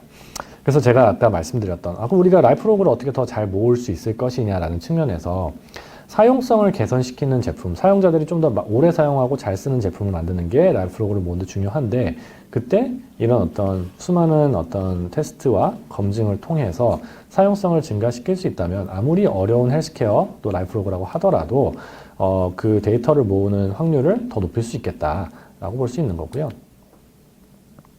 세 번째는 이제 그 인공지능과 어떤 사람의 좀 결합입니다. 이렇게 볼 수 있을 것 같아요.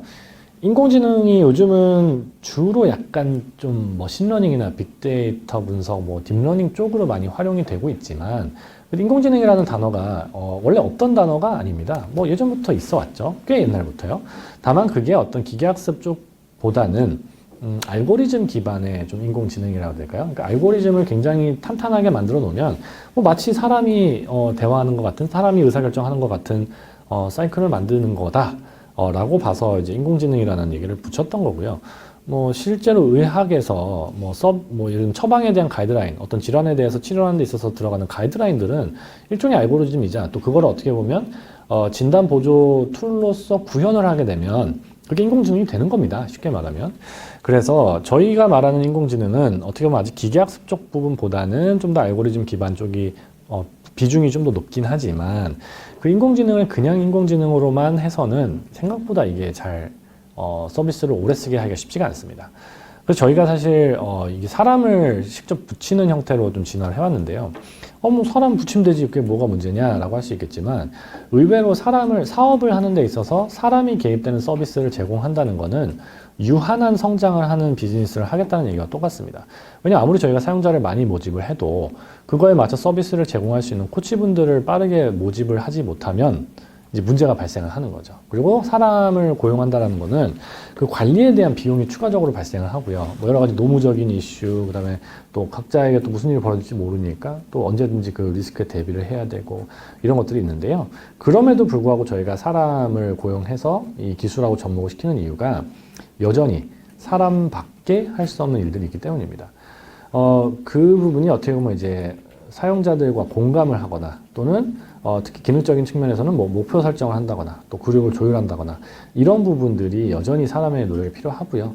또 이제 저희도 최근에 이제 기계학습이나 좀 이런 부분들에 대한 툴들을 좀 활용하고 있는데, 이 결국 인공지능의 엔진을 강화시킬 수 있는 거는 결국 사람입니다. 그러니까 뭐 assisted learning이라고 아마 그 인공지능 그쪽 알고리즘 분야에서 얘기를 하는 것 같은데, 결국에는 그 인공지능의 판단이 맞았는지 틀렸는지를 검토해 줄 수 있는 사람이 옆에서 계속 슈퍼바이저를 해줘야 이 성능이 좋아지는 것처럼 저희도 건강관리 서비스를 제공하는 데 있어서 대부분 반복적인 메시지나 반복적인 알람이나 반복적인 어떤 피드백은 인공지능이 주지만, 사람은 사람이 할 수 있는 부분에만 집중을 하는 형태로 조합을 했습니다.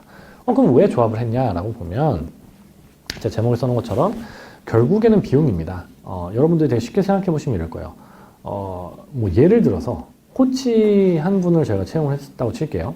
근데 이분의 뭐 한 달 받아가는 월급이 뭐 말도 안 되죠. 그냥 가정이니까 100만 원이라고 칠게요. 그러면 이 코치 한 분이 한 달 동안 고객 한 명을 관리하면, 그 고객 한 명을 관리하는 데 드는 어떻게 보면은 인건비, 원가는 100만 원이죠. 근데 이 코치님이 한 100명을 관리한다 칠게요. 그러면 한 달에 한 사람에게 서비스를 제공하는 데 들어가는 원가는 10,000원으로 줄어들게 되는 거죠. 그러니까 결국 코치 한 분이 얼마나 동시에 여러 사람을 커버할 수 있게 기술을 접목하느냐에 따라서는 그 비용이 줄어들 수가 있기 때문에, 그 비용 절감에 따라서 더 합리적인 가격으로 사용자들에게 제품을 제공할 수 있게 된다는 부분입니다. 그래서 모바일 제품이고, 또 그러다 보니까 휴먼 코치와 인공지능을 결합시키기 좋은 어떤 판이 형성이 된 거고요. 또 모바일이다 보니까 어디 오프라인에 오실 필요 없으니까 뭐 장소비 낼 필요 없죠. 그 다음에 모집하는 과정에서 좀 접근성이 더 뛰어나죠. 이러다 보니까 코칭 비용을 낮추고 가격을 낮춰서 더 많은 사람들에게 커버를 시켰을 때 이 지금 라이프로그를 어떻게 보면 수집할 수 있는 그 범위가 굉장히 뛰어나게 넓어지게 됩니다. 제가 뒤에 이제는 좀 이거는 넘어가도록 하고요. 그 룸의 이제 연구 개발 내용을 드리면서 첫 번째 나오는 연구가 좀 연관이 있어서 좀 먼저 그걸 말씀드리겠습니다. 저희가 이제 미국에 있는 에트나라는 보험사하고 공동 연구를 했고요. 이 연구에 굉장히 참 재밌는 점은 뭐냐면, 환자의 모집부터 서비스 제공, 데이터 수집까지가 다 원격으로, 그러니까 모바일 기반으로 진행이 됐다는 겁니다. 저희가 되게 조심스럽게 쓴 내용이 있는데, 우리가 아는 선에서는, 문헌고전 선에서는 모바일로만 당뇨병 예방 프로그램을 제공했던 거는 첫 케이스인 것 같다 라고 이제 얘기를 했었고요. 뭐 퍼블리시가 잘 됐다는 얘기는 리뷰어들도 그렇게 생각한다는 거겠죠.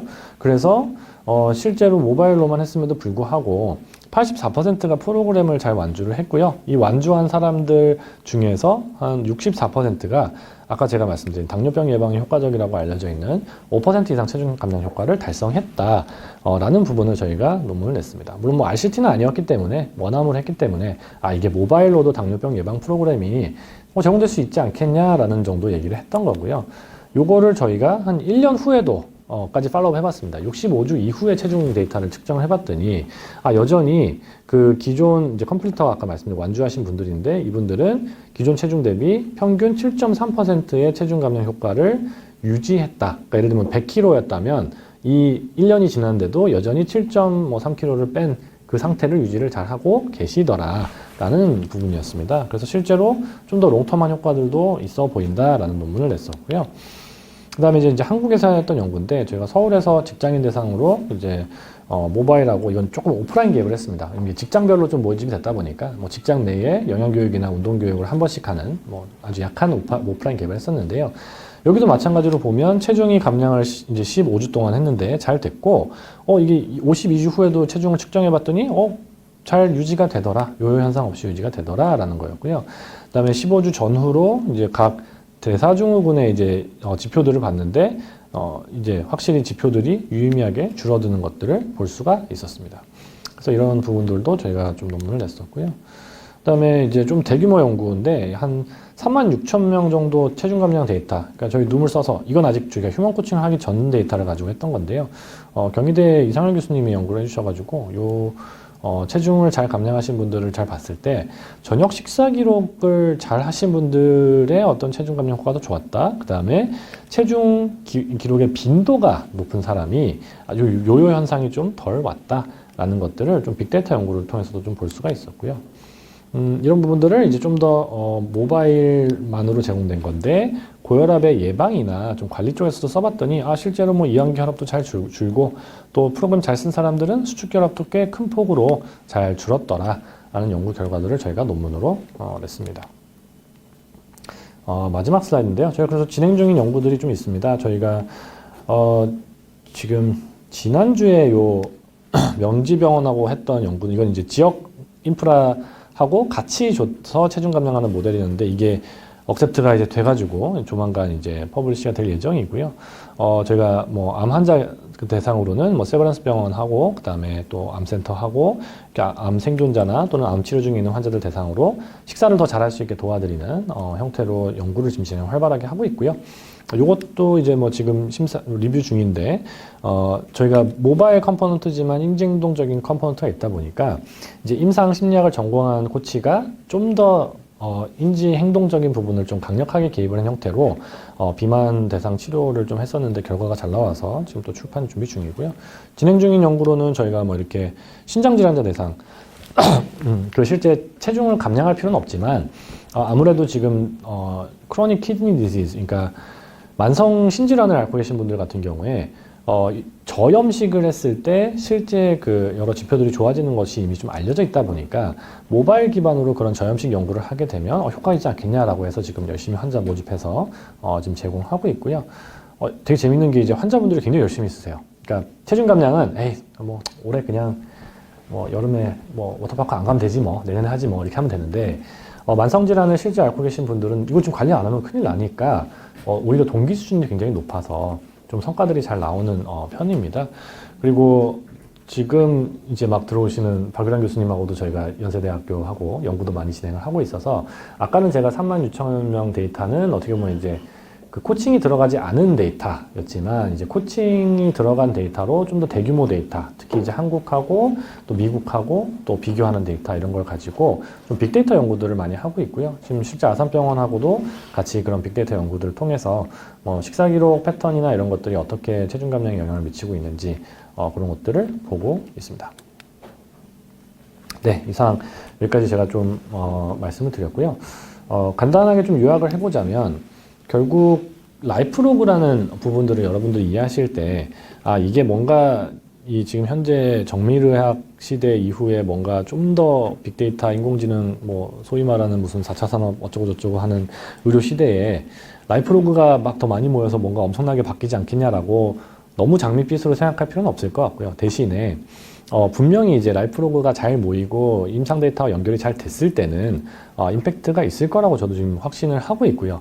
대신에 그냥 라이프로그를 내가 많이 모아야지라는 목적으로 뭔가 제품을 만들거나 또 그렇게 만들어진 제품을 사용하면 생각보다 데이터가 모아지는 그 양이나 질이 좀 떨어질 수 있다. 그래서 결국 그 데이터를 제공하는 주체인 환자나 사용자들이 어떻게 하면 데이터를 더 잘 입력하게 할 것이냐, 또 그 데이터를 입력하는 과정 자체가 어떤 사용성이나 여러 가지 가치를 사용자들에게 직접 줄 수 있을 거냐를 고민하면서 제품을 만드는 게 중요하겠고요. 또 그런 방식으로 시장에서 살아남은 제품들을 여러분들이 혹시라도 연구를 하실 때 그런 데이터가 필요하다면 활용하시면 그래도 좀 더 확률을 높일 수 있을 거라고 봅니다. 그래서 라이프 로그가 일단은 예전 같으면은 좀 연구에서 활용되는 정도로만 좀 그쳤다면 최근에는 이 실제 라이프 로그를 활용한 기업들이 사업을 하고 있고 또 그 실제 사용자들이 돈을 내고 쓰거나 또는 제약사들이 리얼월드 데이터를 확보하기 위해서 실제 돈을 주고 비즈니스하는 경우들이 있기 때문에 그런 트렌드들을 여러분들이 인지하시고 라이프 로그를 접근하시면 좋을 것 같습니다. 시간이 한 10분 정도, 10분? 한 8분 정도 남았는데요. 혹시 궁금하시거나 질문하실 사항 있으면 받고 진행하도록 하겠습니다. 네. 데이터 기반의 크로스 마케팅 기법에서 지속적인 가설 설정을 설명을 해주실 때 이제 가설 설정의 우선순위를 이제 정할 때 영향력, 성공 가능성, 난이도를 기반으로 이제 설정을 하신다고 말씀을 하셨는데 그러면 이거를 어떻게 평가를 하시나요? 네, 되게 좋은 질문이고요. 시간 좀 있으니까 살짝만 좀 더 예시를 들어 설명을 좀 드리겠습니다. 그 첫 번째가 임팩트고요. 이제 임팩트는 이 실험이 성공했을 때 우리에게 가져다 줄 효과가 무엇이냐라는 거를 어느 정도 가늠을 해보는 겁니다. 예를 들어서 지금 뭐 구매 페이지가 랜딩 페이지로, 그러니까 구매 페이지가 있는데 그 구매 페이지를 넘어가는 단계들이 있다고 칠게요. 한 10개 정도 단계가 있는데 그 10개 단계 중에서 하나의 단계의 디자인을 살짝 바꾸는 거는 전체 고객들의 구매 전환율에 영향을 그렇게 크게 미치지는 않을 것 같아요. 근데 만약에 제품의 가격을 바꿨다라고 하면 아무래도 구매 전환율에 영향을 미칠 수 있는 폭이 더 크겠죠. 그러니까 그런 것들이 어떻게 보면 좀 합리적인 사고나 또는 과거의 경험을 좀 기반으로 이 가설을 성공했을 때에 우리 전체가 우리가 보고자 하는 지표에 미칠 수 있는 영향에 대한 가능성을 좀 어느 정도 점쳐보는 거죠.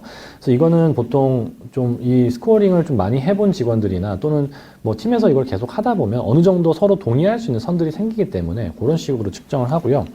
두 번째 이 컨피던스는 조금 더 쉽습니다. 과거에 이거랑 비슷한 실험을 했는데 성공한 적이 있다. 또는 뭐 저희 같은 경우는 이제 한국, 미국, 일본이 있다 보니까 이 실험을 미국에서 했는데 성공했었다. 이런 전례들이 있으면 아무래도 점수가 좀 더 높아지고요. 뭐 꼭 같은 기업 내에서 아니라도 뭐 다른 회사에서 비슷한 실험 했는데 성공했다더라 라는 게 알려져 있으면 그런 것들이 이제 이 C 점수를 측정하는 데 도움이 됩니다. 마지막으로 E 점수는 이게 아무래도 기술적인 부분인데요. 예를 들면 새로운 기능을 추가하는데 그 기능을 추가하는데 걸리는 시간이 얼마나 걸리느냐라는 거죠. 그래서 뭐 엔지니어들이 한 2명 정도가 한 이틀 정도부터 살 수 있다 하면 뭐 그 정도면은 금방 실험 돌릴 수 있겠네 하니까 이 is 점수가 높게 책정이 되고요. 근데 만약에 이게 지금 우리 시니어 개발자랑 주니어 엔지니어 한 3명 붙어가지고 한 달 작업해야 된다. 그럼 이제 거의 이 점수가 뭐 한 0에서 1점 정도 굉장히 낮게 나오겠죠. 그래서 그거를 이제 조합을 해가지고 가고요.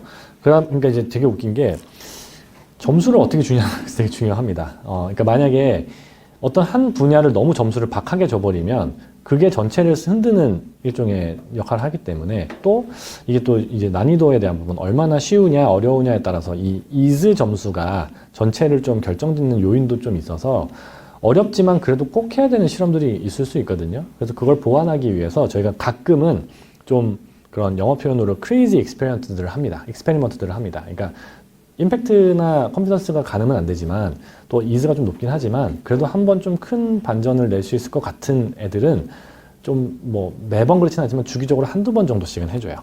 그게 또 가끔 되게 좋은 성과를 내는 경우도 있기 때문에 그런 것들을 저희가 좀 잘 조합해서 가는 부분이고요.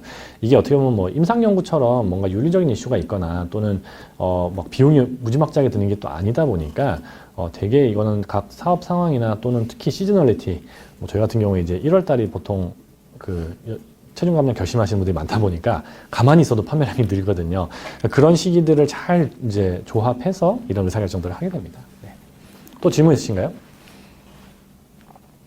네.